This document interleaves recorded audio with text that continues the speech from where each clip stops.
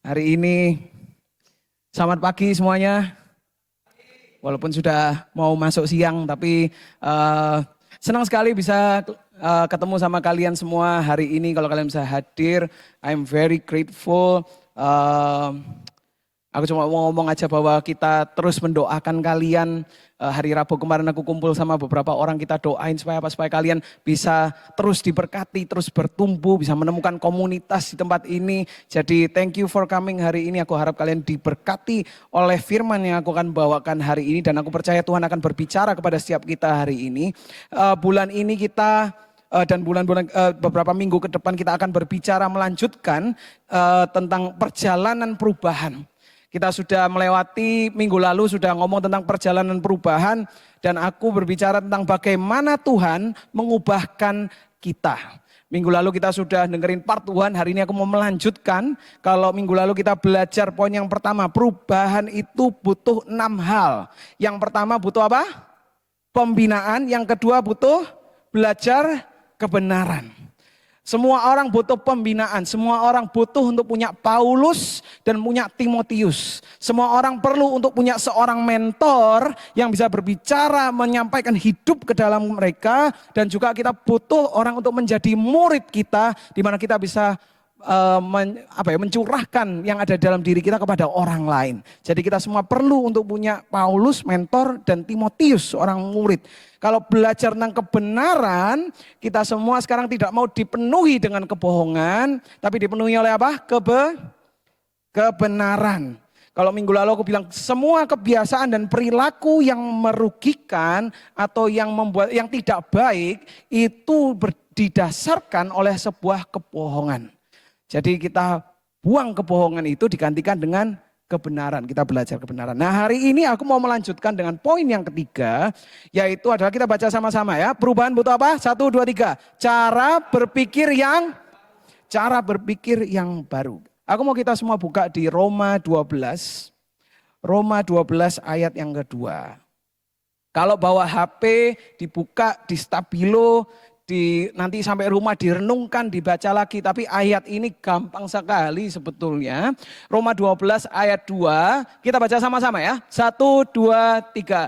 Janganlah kamu dengan dunia ini, tetapi berubahlah oleh pembaharuan budimu. Sehingga apa yang baik, yang berkenan kepada Allah dan yang sempurna. Good. Hari ini aku mau berbicara sedikit kalau ngomong tentang cara berpikir yang baru. Ayat ini mengatakan janganlah kamu menjadi serupa dengan dunia ini tetapi berubahlah oleh pembaruan budimu. Kalau kita bilang jangan menjadi serupa dengan dunia ini.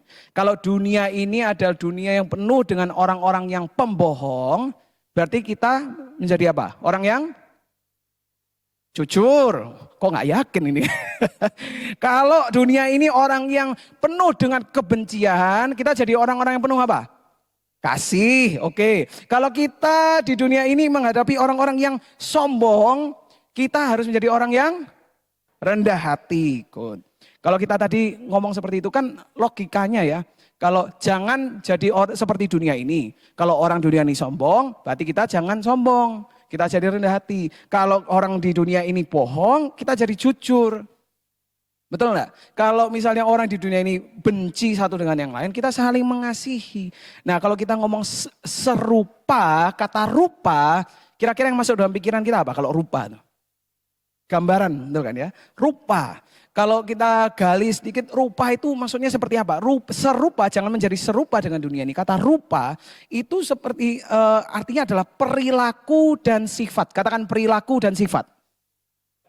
Makanya waktu aku bilang jangan menjadi serupa dengan dunia ini. Kalau dunia ini sombong, perilakunya seperti itu, sifatnya seperti itu. Kita tidak jadi seperti dia. Betul kan? Itu logikanya kan. Kalau dunia ini penuh dengan orang-orang yang melakukan kejahatan, kita jadi orang-orang yang melakukan kebenaran, yang baik. Nah, tapi ada satu pertanyaan waktu aku merenungkan ayat ini, ada satu hal yang aku renungkan, yaitu apa?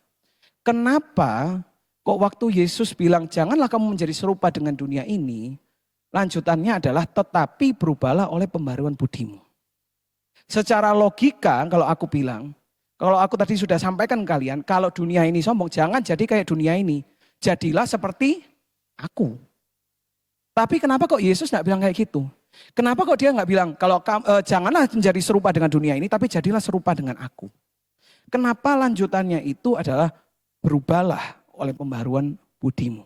Dan waktu aku merenungkan ini, aku menemukan bahwa kunci kalau kita ini mau berubah, kunci kalau kita ini mau berbeda dengan dunia ini, itu adalah kita harus punya cara berpikir yang baru.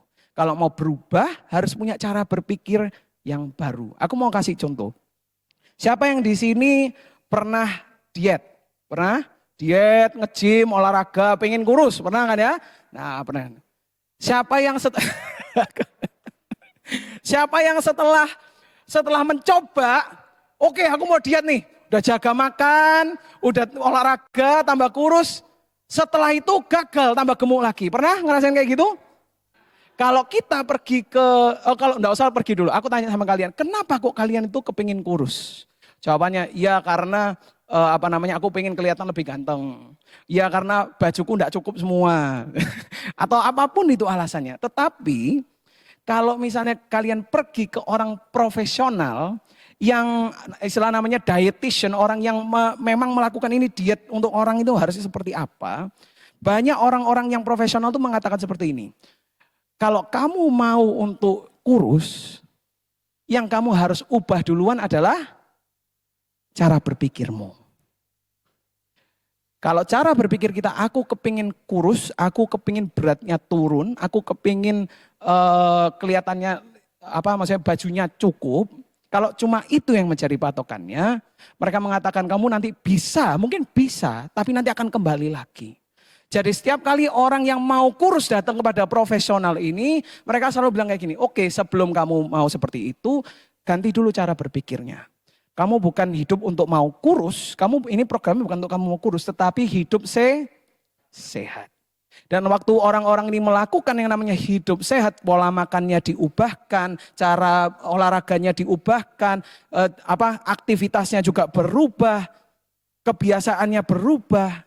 Di situ terjadi sebuah hasil yang akhirnya menjadi jangka panjang. Bahkan ada yang sampai seterusnya. Kenapa? Karena tujuannya bukan untuk kurus. Tujuannya untuk sehat.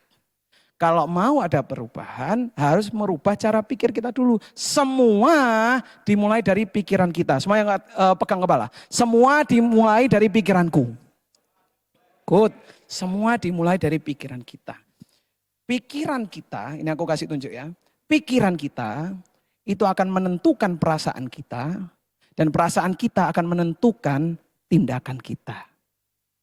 Pikiran kita akan menentukan perasaan kita akan menentukan tindakan kita. Aku kasih contoh, siapa yang di sini sudah menikah atau sudah pacaran?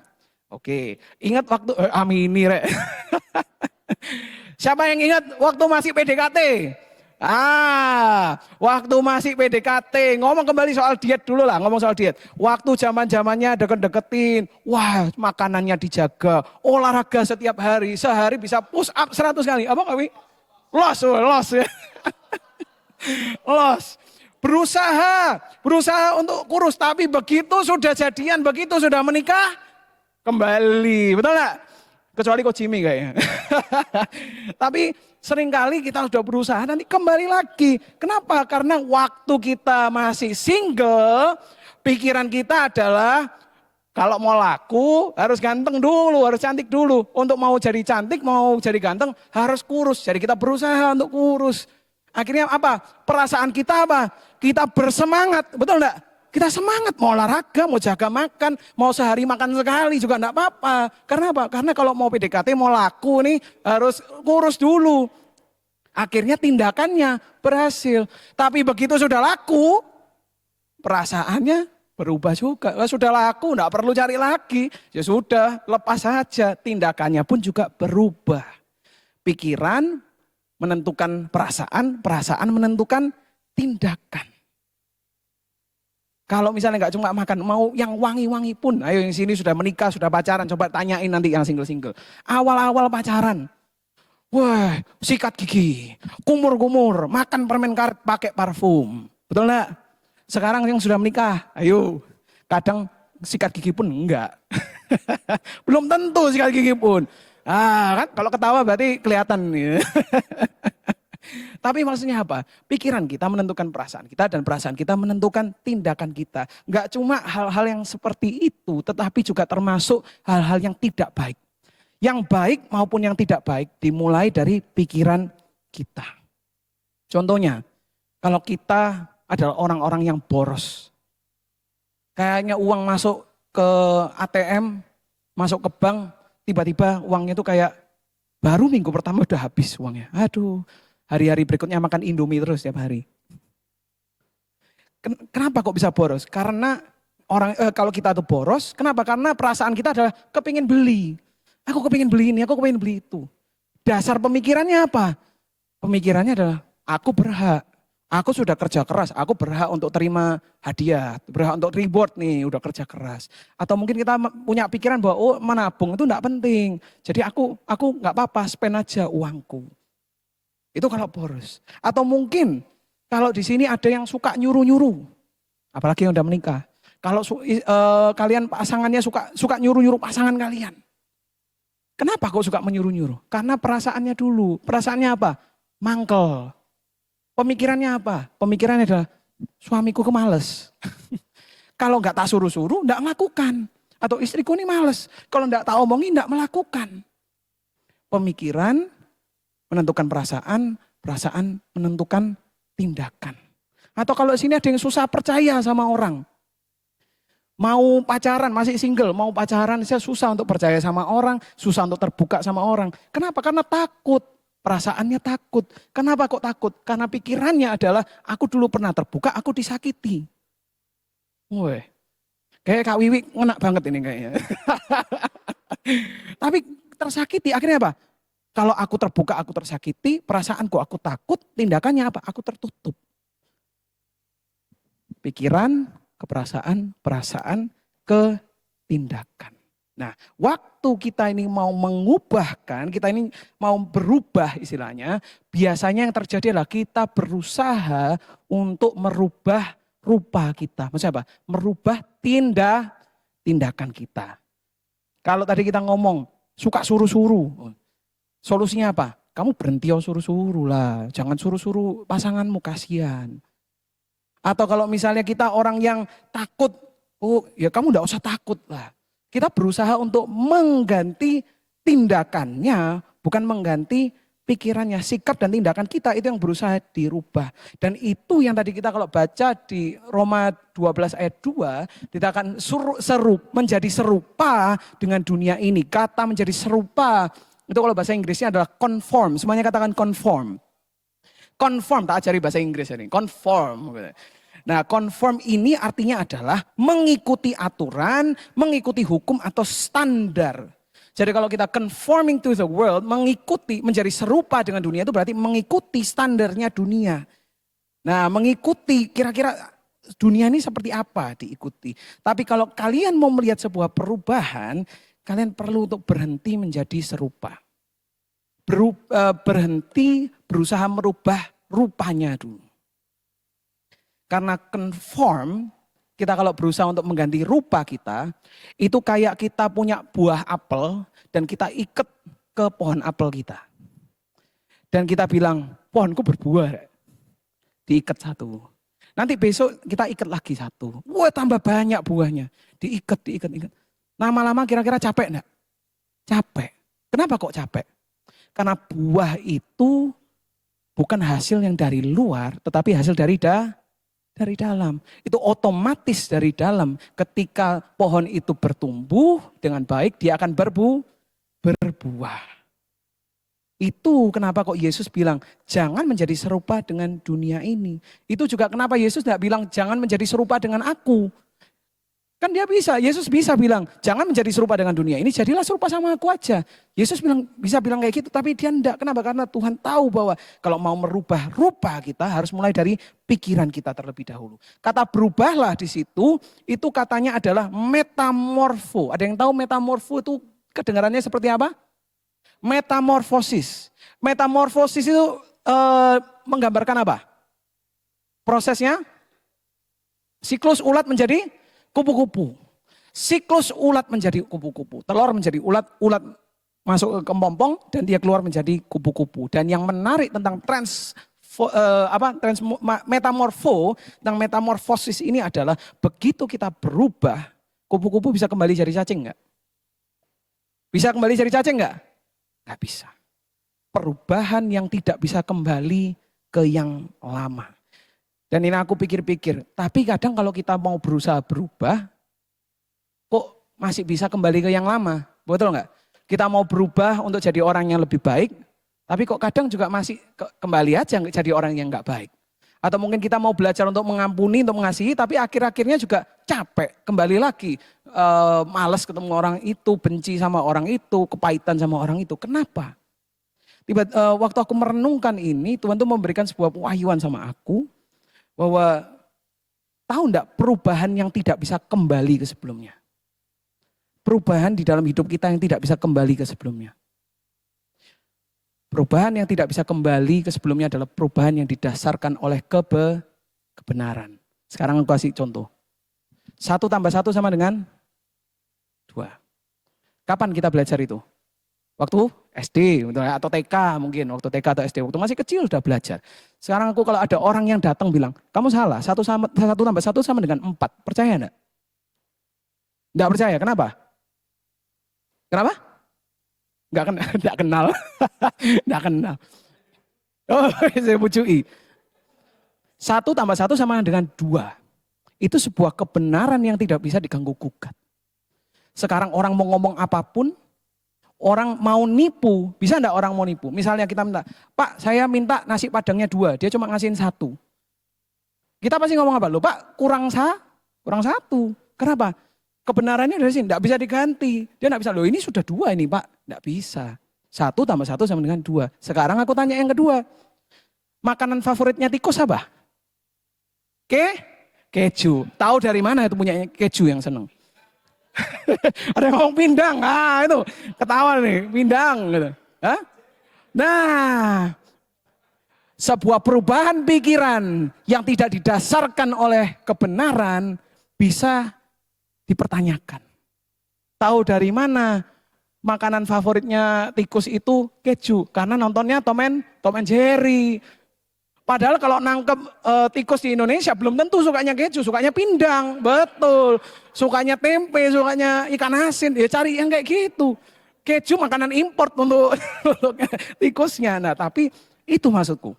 Ketika kita punya pemikiran yang didasarkan oleh kebenaran, tidak bisa diubahkan kembali.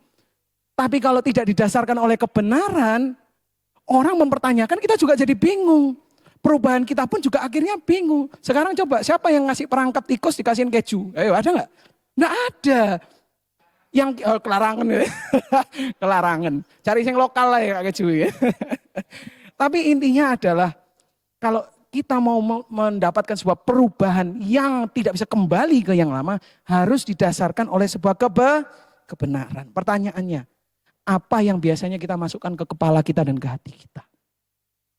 Dari mana kita cari dasar untuk kita berubah ini? Kebenaran atau yang lainnya? Atau jangan-jangan kebohongan? Banyak dari kita lebih banyak dengerin horoskop daripada dengerin firman Tuhan. Betul nggak? Kalau horoskop tahu horoskop tuh? Yang apa sih namanya? Yang 12 apa? Zodiak. Nah itu. 12 zodiak, aku ingat zamannya dulu pakai koran, sekarang udah enggak pakai koran kalian. Zamannya pakai koran, baca hari ini zodiaknya apa? Hari ini harimu akan baik sekali. Wah, seneng rasanya gitu. Wah, hari ini hoki aku nih hari ini gitu. Banyak dari kita yang lebih mendengarkan zodiak horoskop daripada firman Tuhan. Banyak dari kita yang lebih banyak mendengarkan dunia daripada kebenaran firman Tuhan. Makanya waktu kita berusaha untuk berubah, enggak berubah-berubah. Atau mungkin kita berubah terus kembali lagi ke yang lama. Karena apa? Karena tidak didasarkan oleh kebenaran. Kalau kita mau berubah dan tidak kembali, perlu ada pembaruan pikiran oleh kebenaran firman Tuhan. Dikatakan sehingga kamu dapat membedakan manakah kehendak Allah, apa yang baik, yang berkenan kepada Allah dan yang sempurna. Amin. Lanjut. Ini baru yang nomor 3. Yang nomor 4. Sorry, bisa? Thank you. Yang selanjutnya nomor 4. Perubahan butuh bersih-bersih dan buang-buang. Katakan sama-sama, bersih-bersih dan buang-buang. Nah, bersih-bersih dan buang-buang. Aku bacakan dulu ayatnya ya. Efesus 4 ayat 22 mengatakan, yaitu bahwa kamu berhubung dengan kehidupan kamu yang dahulu, harus menanggalkan atau membuang manusia yang lama, yang menemui kebinasaannya oleh nafsunya yang menyesatkan. Ayat selanjutnya, karena kita mempunyai banyak saksi bagaikan awan yang mengelilingi kita, marilah kita apa? Menanggalkan semua beban dan dosa yang begitu merintangi kita dan berlomba dengan tekun dalam perlombaan yang diwajibkan bagi kita. Nah, maksudnya bersih-bersih dan buang-buang ini seperti apa? Banyak dari kita yang perlu membersihkan kehidupan kita dan membuang beberapa barang. Aku hari ini tidak bawa sampah-sampahku dari rumah, tapi kalau pernah pindah-pindah atau pernah beres-beres rumah, kalau betul-betul membereskan ya, kalian lihat, waduh ternyata rumahku ini banyak sampahnya ya. Siapa yang di sini suka bersih-bersih? Kelihatan banyak yang malas bersih-bersih. Aku macam orangnya suka nyimpen barang. Barusan aja ini aku ditegur sendiri sama firmanku. Tapi barusan tadi pagi aja aku ngeliat di rumahku tuh banyak galon plastik nggak tak buang-buang. Dan kenapa kok nggak dibuang? Ada yang tahu? Karena eman. Nah itu dia. Karena eman itu kenapa nggak dibuang. Tetapi kalau kita mau ada perubahan, salah satu yang kita perlukan adalah bersih-bersih dan buang-buang. Beberapa dari kita, kalau kita mau menjadi orang yang sehat, beberapa dari kita perlu untuk membuang makanan kita yang enggak sehat. Kalau kita mau menjadi orang yang secara mental sehat, beberapa dari kita harus bersih-bersih dan buang-buang. Artinya apa? Berhenti hangout sama orang-orang yang toksik, betul? Kalau kita mau jadi orang yang sehat secara emosi, emosional, ojo galau wae. Buang kegalauannya. Sudah move on dia. Move on. Kalau mau sehat perlu bersih-bersih, perlu buang-buang. Kalau kita mau berhenti merokok, yang perlu dibuang apa? Apa ya? Untungnya. Yang perlu dibuang rokoknya. Rokok yang kita simpen ini, yang terakhir ini kita simpenin terus. Buang kebiasaan untuk apa? Pergi ke daerah di mana kita tahu orang-orang itu suka ngerokok. Betul enggak? Kalau kita mau membuang kebiasaan kita yang kecanduan main game, berarti apa? Di-delete gamenya. Ojo dibuang HP nih, kasih no aku aja. Nah, delete gamenya di-delete. Buang kebiasaan kita yang lama, buang bersihin ini sisa-sisanya dibersihin sekalian. Kenapa? Karena kalau kita tidak bersih-bersih dan tidak buang-buang, gampang untuk kembali. Pertanyaannya adalah kenapa kok seringkali itu susah untuk meninggalkan kebiasaan yang buruk? Kenapa kok susah mau bersih-bersih, mau buang-buang kebiasaan kita yang lama ini? Kenapa kok susah? Yang pertama adalah karena sudah biasa, katakan nyaman. Sudah biasa, sudah nyaman. Yang kedua adalah bagian dari identitasku. Yang ketiga, berguna. Dan yang terakhir, iblis suka kebiasaan buruk. Aku jelasin. Yang pertama, kenapa kok susah meninggalkan kebiasaan yang buruk? Karena sudah biasa. Ya aku dari dulu kayak gini. Dari dulu sudah kayak gini, sudah biasa. Sudah nyaman. Mungkin dulu kebiasaan kita yang tidak baik ini membantu kita. Misalnya ini bisa membantu kita. Misalnya contoh, kita orangnya suka marah-marah. Suka ngomel-ngomel. Kenapa? Mungkin dulu waktu kita masih kecil, mau minta mainan enggak boleh. Jadi kita marah-marah. Marah-marah. Begitu marah-marah baru, oh iya dibeliin. Oke. Oh berarti enak nih, mesti marah-marah nih. Atau mungkin kita dulu enggak dipedulikan sama orang tua kita. Jadi kita nangis-nangis, kita teriak-teriak, baru dipedulikan. Oh, karena sudah terbiasa menjadinya nyaman. Mungkin kita orang yang malas. Sedikit-sedikit malas. Kenapa? Karena mungkin dulu kita semua diurusin. Jadi kita udah terbiasa, nyaman. Itu yang pertama. Yang kedua, bagian dari identitasku. Maksudnya apa? Ya aku itu ya gini. Ya ini itu ya aku. Tahu enggak zaman sekarang di generasi sekarang ini, banyak sekali orang yang punya penyakit mental karena mereka mengakui dirinya bahwa dia punya penyakit mental. Terutama depresi. Mereka enggak depresi, mereka ngelihat Instagram, mereka melihat deskripsinya orang yang depresi itu seperti apa, terus bilang, kayaknya aku ini depresi. Ya deh, aku depresi. Akhirnya kayak gitu. Itu bagianku, ya aku memang kayak gini, ini identitasku. Yang ketiga, berguna atau ada hasilnya. Maksudnya bukan bukan baik. Kebiasaan yang buruk itu bisa berguna dan menghasilkan. Konotasinya negatif tapi seperti tadi. Nangis, anak kecil nangis. Minta mainan enggak boleh, dia nangis. Begitu nangis dia nangis, dikasihin mainannya. Berguna ya, ternyata ada hasilnya ya. Berarti itu memprogram dia untuk bilang, berarti lain kali kalau aku mau main nanti tinggal nangis. Kalau kita di rumah, mama kita manggil ibu kita, ayo makan. Kita enggak datang mainan HP. Terus tiba-tiba mamanya ini marah-marah, ayo datang coba main satu-satu. Baru kita datang. Kita memprogram ibu ini untuk tiap kali kalau mau makan harus marah-marah dulu. Karena ada hasilnya. Apa yang ada hasilnya akan diulangi dan apa yang diulangi akan ada hasilnya. Itu kenapa susah untuk meninggalkan kebiasaan yang buruk. Dan yang terakhir adalah karena iblis suka kebiasaan buruk. Iblis tidak mau kita untuk punya kebiasaan yang baik. Iblis mau hidupnya kita hancur. Dia tidak kepingin.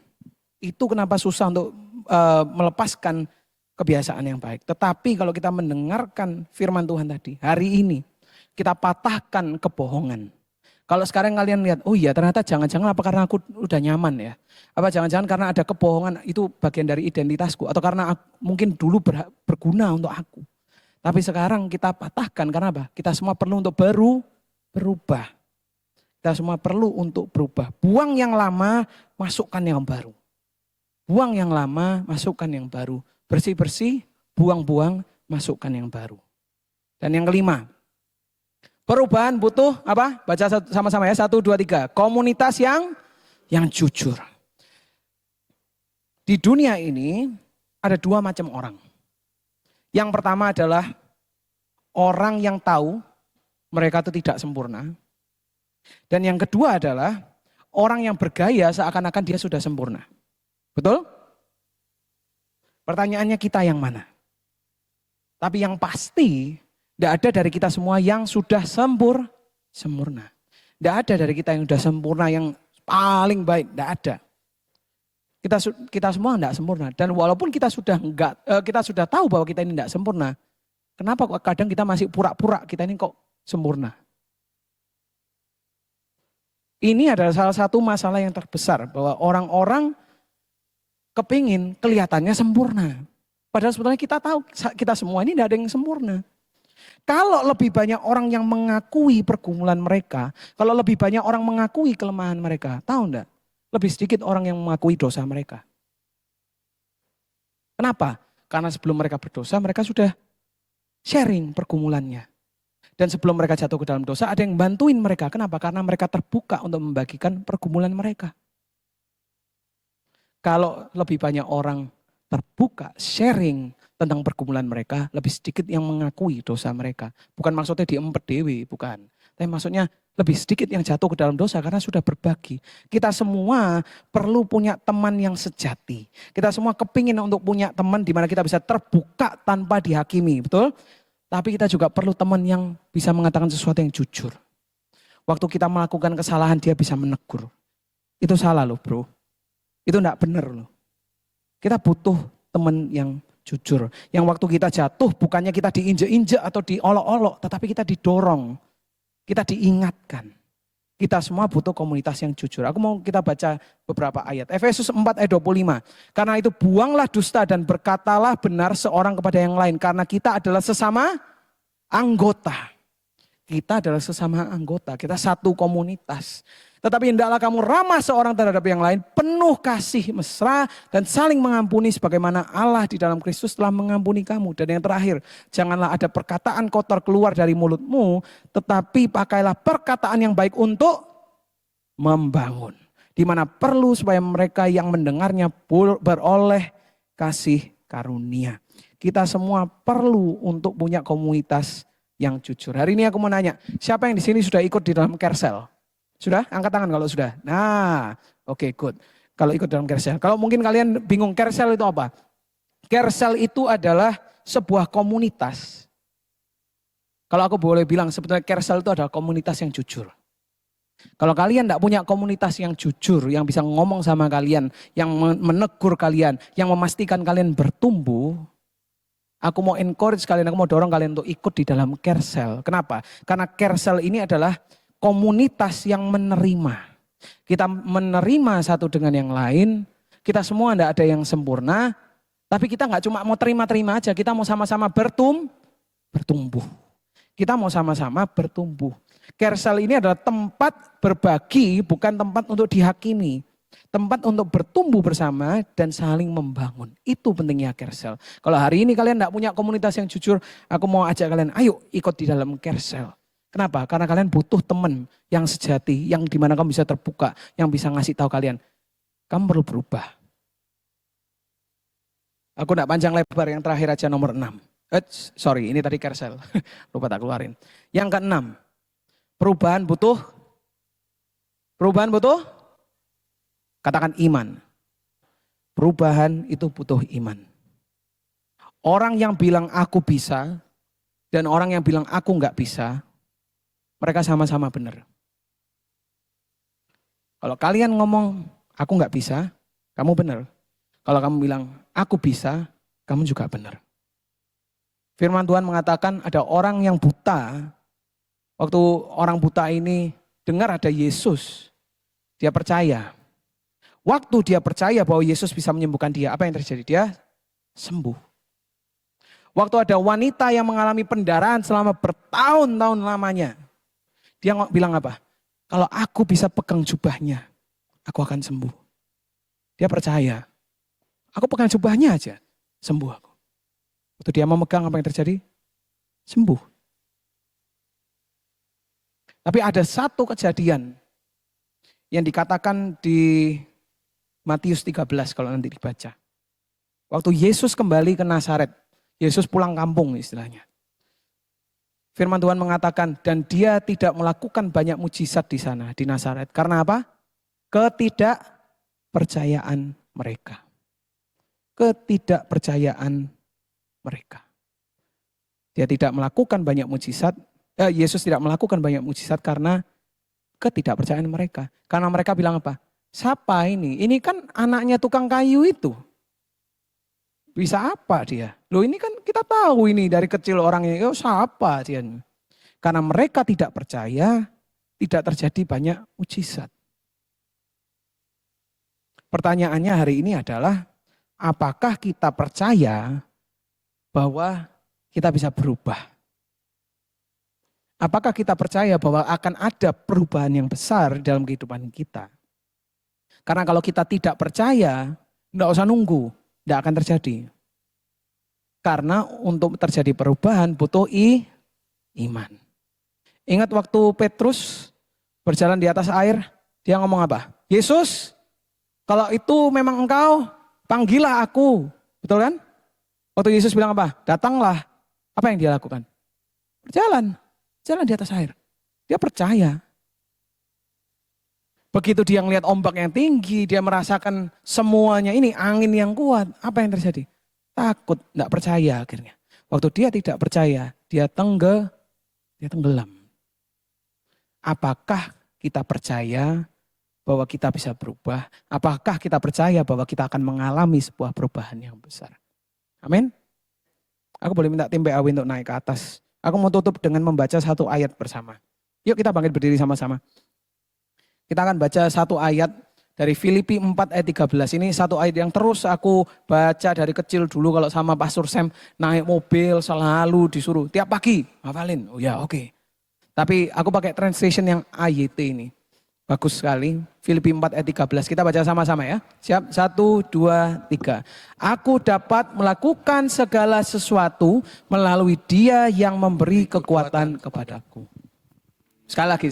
Yang lebih energetik. Yang dengan percaya. 1, 2, 3. Aku dapat melakukan segala sesuatu melalui Dia yang memberi kekuatan kepadaku. Kalau kalian mau melihat perubahan, ingat. Percaya. Tuhan bekerja di dalamku.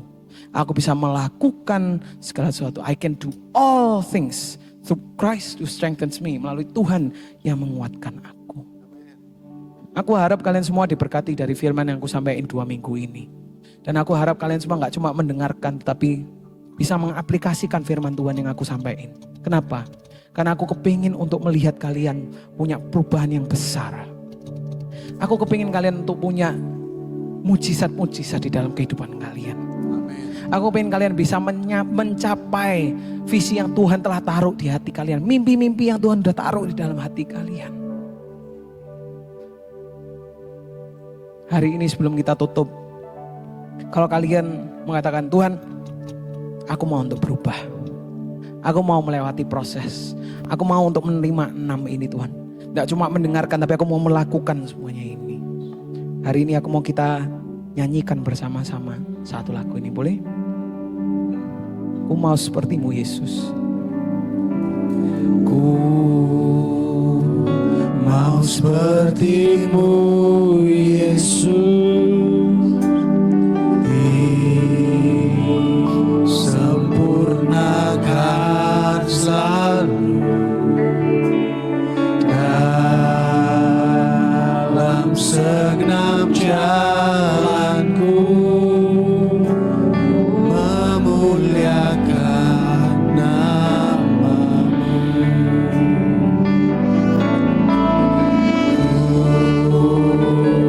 Mau sepertimu Yesus, disempurnakan selalu dalam segenap jalanku, memuliakan nama. Sekali lagi katakan, ku mau sepertimu Yesus. Mau sepertimu Yesus, disempurnakan selalu dalam segenap jalanku, memuliakan nama-Mu. Hari ini kalau kita sebentar akan mengakhiri ibadah ini, aku mau mengajak kita untuk merenungkan terlebih dahulu apa yang kita sudah pelajari dari 2 minggu ini. Perubahan, untuk berubah perlu pembinaan, perlu belajar kebenaran, perlu cara berpikir yang baru, perlu bersih-bersih, buang-buang, perlu komunitas yang jujur, dan perlu iman. Kalau dari semua yang disebutkan ini, kalian merasa aku butuh itu.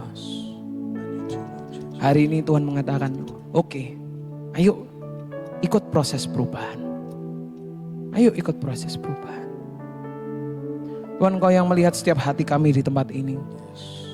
Kalau banyak dari kami yang sedang mengalami sebuah masalah, sedang menghadapi orang yang mungkin kami tidak senangi, atau mungkin kami cuma perlu sebuah harapan yang baru, Tuhan. Tapi kami percaya bahwa tangan-Mu tak pernah lepas dari kehidupan kami. Dan kami percaya bahwa akan ada perubahan yang besar terjadi dalam kehidupan kami. Hamba-Mu berdoa untuk setiap teman-teman yang hadir hari ini. Biarlah Engkau yang menuntun langkah-langkah mereka dalam proses perubahan ini. Dan biarlah apa yang terjadi dalam kehidupan mereka bisa menjadi sebuah kesaksian yang luar biasa untuk disampaikan kepada orang-orang lain. Supaya ketika orang lain melihat, wow, hidupmu kok luar biasa, mereka bisa mengatakan, iya, karena aku punya Tuhan yang hebat. Terima kasih Bapa, kami percaya bahwa Engkau adalah Tuhan yang baik. Terima kasih Bapa. Yes Lord.